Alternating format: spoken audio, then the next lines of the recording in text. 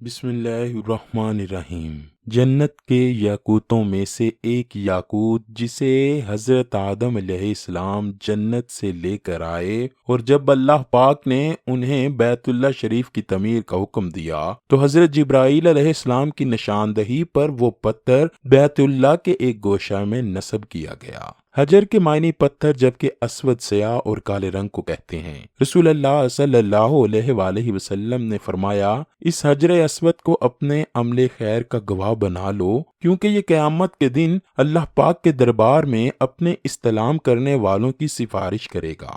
اس کی ایک زبان اور دو ہونٹ ہوں گے۔ اسی طرح ابن ماجہ کی حدیث ہے کہ جو شخص حجر اسود کو ہاتھ لگائے تو گویا اس نے اللہ پاک سے مصافحہ کیا۔ اسی طرح رسول اللہ نے فرمایا، حجر اسود اور مقام ابراہیم دو جنتی یاقوت ہیں، اگر اللہ پاک ان کی روشنی کو ختم نہ کرتا تو یہ پوری زمین کو روشن کر دیتے۔ یہ ایک عجیب کرشماتی پتھر ہے کہ جس میں اللہ پاک نے انسانوں کے گناہ جذب کرنے کی بھی قوت رکھی ہے۔ اس بارے میں رسول اللہ کی حدیث ہے کہ جس وقت حجر اسود جنت سے آیا تو وہ دودھ سے زیادہ سفید تھا، پھر انسانوں کے گناہوں نے اسے سیاہ کر دیا۔ حجر اسود کے فضائل اور اوصاف میں رسول اللہ کے بہت سے ارشادات حدیث اور تاریخ کی کتابوں کی زینت بنے ہوئے ہیں، لیکن جنت کا یہ انمول موتی، عالی مرتبت، مقدس و متبرک یاقوت گردش ایام کی ستم رانیوں سے محفوظ نہ رہ سکا۔ بہت بار اس کی عظمت کو فسق و فجار ظالموں نے تار تار کیا، بارہا حوادثات کا شکار ہوا، اور اس کے نازنین بدن پر کتنی ہی بار زخم آئے۔ یہ پاک پتھر حضرت آدم کے زمانے سے لے کر حضرت نوح علیہ السلام کے زمانے تک کعبہ شریف کے اسی گوشے میں پڑا رہا۔ پھر جب طوفان نوح برپا ہوا تو حضرت جبرائیل نے امانتاً اس پتھر کو جبل ابی قبیس میں چھپا دیا، جو کہ حضرت ابراہیم کے زمانے تک وہاں ہی رہا۔ پھر جب اللہ پاک کے حکم سے حضرت ابراہیم نے حضرت جبرائیل کی نشاندہی پر بیت اللہ کی تعمیر کی تو حضرت جبرائیل نے ہی اس پتھر کو جبل ابی قبیس نامی پہاڑ سے اس پتھر کو نکالا اور پھر حضرت ابراہیم علیہ السلام کی خدمت میں پیش کیا۔ اس طرح پھر حجر اسود کو اسی جگہ کی زینت بنا دیا گیا جہاں وہ پہلے رونق افروز تھا۔ پھر ایک دن ایسا بھی آیا کہ اس جنتی پتھر کو چرا لیا گیا۔ واقعہ کچھ اس طرح ہے کہ ابو طاہر سلیمان اپنے والد کی وفات کے بعد اپنے بڑے بھائی اور جانشین کو شکست دے کر بحرین پر قابض ہو گیا اور ایک مشہور کرامتی سردار بن گیا۔ اس نے سب سے ذلیل کام جو تاریخ میں سیاہ ترین لکھا گیا ہے وہ یہ کہ مکہ مکرمہ کی پاک زمین پر حملہ آور ہوا۔ یہ اس قدر ظالم و جابر تھا کہ یہ بھی برداشت نہیں تھا کہ مسلمان مکہ میں کیوں حج کرنے جاتے ہیں۔ 317 ہجری کو اس نے مکہ مکرمہ بحرین کی ایک بڑی فوج کے ساتھ مکہ پر حملہ کیا، مکہ میں بے دریغ لوگوں کو شہید کیا۔ اس 30,000 لوگوں کو شہید کیا جس میں 1700 حاجی اور 700 طواف کرنے والے بھی شہید ہوئے۔ اس نے یہ سارا کھیل مزاب رحمت یعنی کعبہ شریف کا پرنالہ جو سونے کا تھا اکھاڑنے، مقام ابراہیم اور حجر اسود چوری کرنے کے لیے کھیلا تھا۔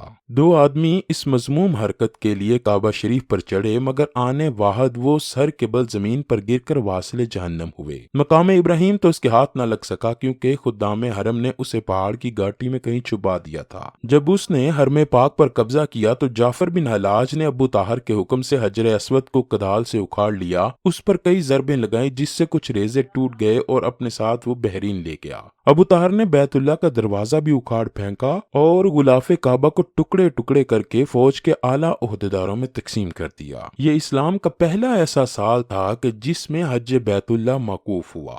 علامہ سیوطی تاریخ ابن خلدون اور امام طبری، امام قرطبی اور اس کے تمام مورخین اور محدثین نے اس واقعے کو مستند روایات سے ذکر کیا ہے۔ ابو طاہر نے وہاں ایک مشہور عالیشان مکان تیار کیا اور بحرین میں لوگوں کو حج کی دعوت دینے لگا۔ وہ مکہ مکرمہ کی طرف آنے والے ہر سال حاجیوں کو اغوا اور قتل کرتا۔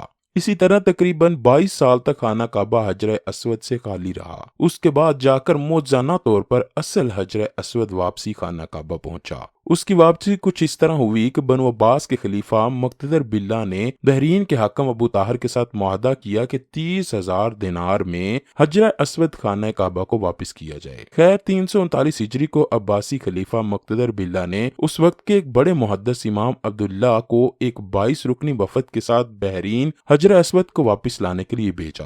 یہ یاد رہے کہ 22 سال تک حجر اسود ظالم و فاسق ابو طاہر کے پاس بحرین میں ہی رہا۔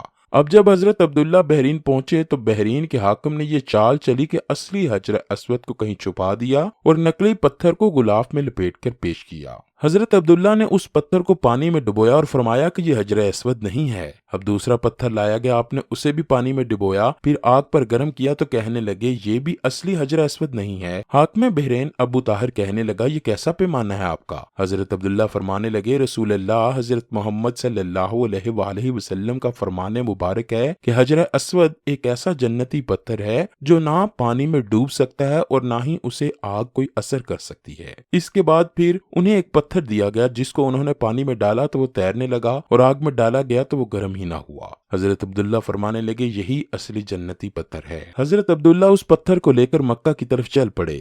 اس پتھر کو ایک کمزور اونٹنی پر لادا گیا جو کہ بہت تیزی سے چلنے لگی۔ آپ اس کو لے کر مکہ مکرمہ پہنچے تو وہاں آپ کا شاندار استقبال کیا گیا۔ روایات میں آتا ہے کہ ابو طاہر کی وفات چیچک سے ہوئی۔ ایک اور روایت یہ ملتی ہے کہ ابو طاہر کو ایک ایسی بیماری لگی کہ اس وقت اس کا علاج ہی نہ تھا اور اس کے جسم سے ایسی بدبو نکلتی تھی کہ اس کے طبیب بھی اس سے دور بھاگتے تھے۔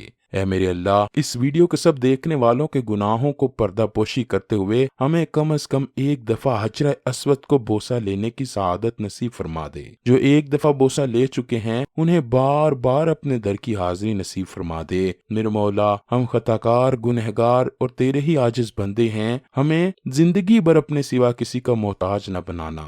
روزی میں اس قدر اضافہ فرما دے کہ ہم بھی تیرے جنتی پتھر کی زیارت کو جا سکیں۔ کمنٹ سیکشن میں آمین لکھنا مت بھولیے گا۔